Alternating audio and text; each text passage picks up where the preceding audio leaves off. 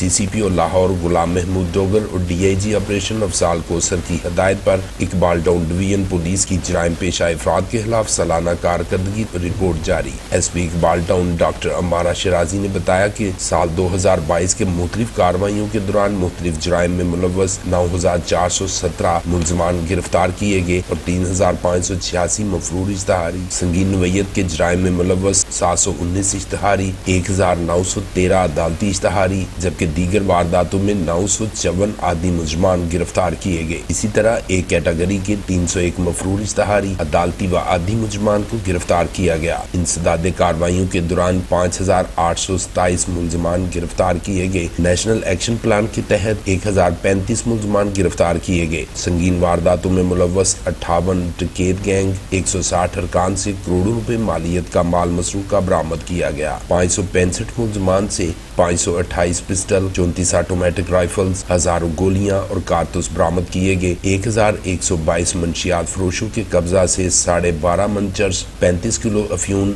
4 kilo ice, 1.5 मन भंग, 5,709 litre शराब बरामद की गई। इस मौका पर SP इकबाल टाउन डॉक्टर अमारा शराजी ने मजीद कहा कि जराइम पेशा अफराद के खिलाफ बिला इम्तियाज कार्रवाइयाँ जारी रहेंगी। राशिद जट, BB1 न्यूज़ लाहौर।